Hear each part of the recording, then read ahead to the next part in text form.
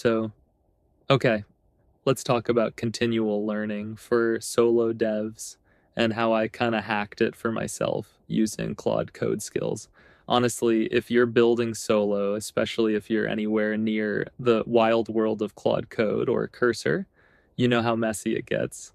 AI tools promise you the world, but most days you're just trying to get the agent to stop repeating itself or, not forget what you said three prompts ago. And I mean, that's just solo life now, right?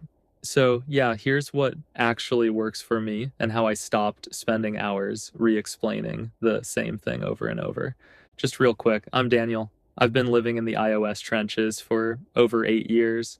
Started out freelancing, working with clients, bouncing between all sorts of projects. But after Dub 25, I went all in on solo dev life. Since then, I've crafted over 10 of my own apps, started building everything in public, and honestly, right now, pretty much all my energy goes into making this solo studio into something that lasts, not just another round of quick MVPs or AI slop, the kind of apps that actually scale up. And yeah, I'm sharing every bit of that on Crafters Lab. It isn't just another tutorial site or some AI clone farm. This is my actual home base. It's for solo devs who want to use AI like a real teammate, not like a vending machine. If you're serious about leveling up, building with care, and making apps that actually last, you'll feel right at home. And yeah, if you're still hanging on with Patreon, huge thanks. But heads up, everything's have moved over to crafterslab.dev. That's where it's all happening now. So come be part of the crew. Would love to have you building with us. All right, here's where it gets real. Months ago, Anthropic rolled out this thing called Claude Skills. And at first, everyone thought, oh, it's just another plugin system, another thing to learn. But no joke, this flipped my workflow. Before I was deep in that classic MCP model, dumping all my docs, all my code, every last weird edge case into the agent's context, praying it wouldn't forget before I finished the feature. Total context bloat, and you hit that token wall way faster than you'd think. Skills work differently. Instead of loading your whole life story up front, they just show Claude the names and a little description. It's like, here's what I can do. Just ask if you need it. And then only when you hit something that matches a skill, then it loads the full instructions, the actual supporting files, whatever you really need. No more front loading everything and hoping the AI doesn't have amnesia by the end of the session. It's honestly wild how much that mirrors how real learning works. You don't think about everything you know all the time, right? You just pull up what's relevant when it matters. And now I don't have to babysit Claude or explain for the 100th time how to animate a Swift UI shape or render a chart. I just point it at my list of skills and let it take over when it's time. So, yeah, context windows stay lean, and the AI actually feels sharper. Not perfect, but sharper. Here's where it gets even more fun, and honestly, this is the stuff I wish I'd had 10 years ago when I was still freelancing. Every time you correct Claude, every time you go, nah, not like that, or you fix some AI weirdness, that's a signal. That's feedback that the agent can actually learn from. So I built my own workflow with two flavors: manual mode and automatic mode.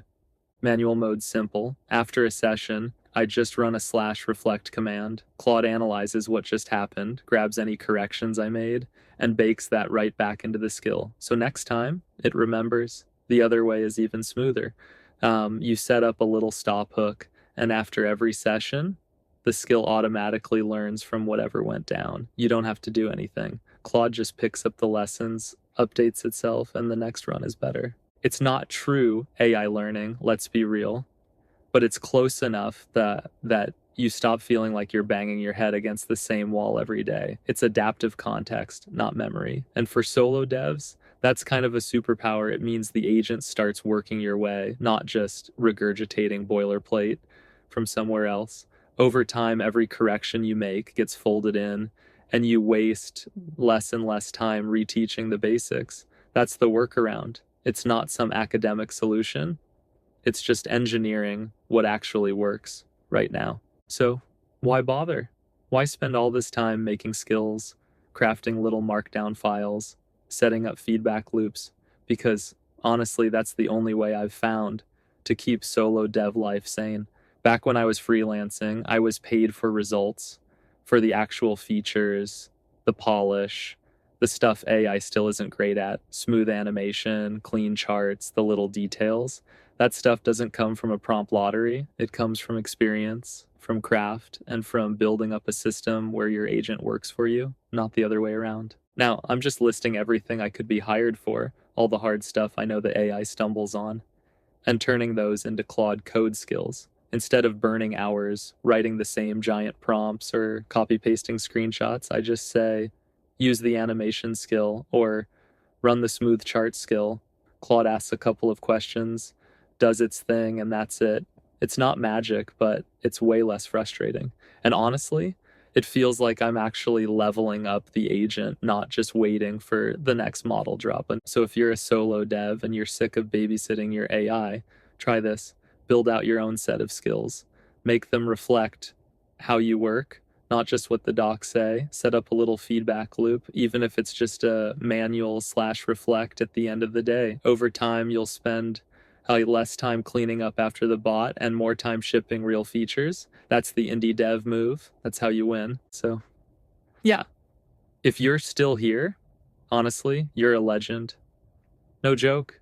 I mean, the dream is not just having an AI that spits out code, but building a system that actually gets better the more you use it. That's continual learning, solo dev style.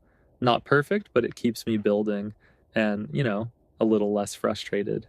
And yeah, check out crafterslab.dev. It's not just some tutorial dump. It's not another AI clone farm. It's honestly my home base. I built it for solo devs who treat AI like a real teammate, not just a button you smash when you're stuck. And, it's packed. You get full walkthroughs, like actual short video tutorials, a ton of Claude Code skills. And yeah, resources means straight up downloadable zips you can drop right into your project. Members get to actually riff in the comments, ask follow-ups, go back and forth, and yeah, that's just the start, because the real core is the Notion team spaces.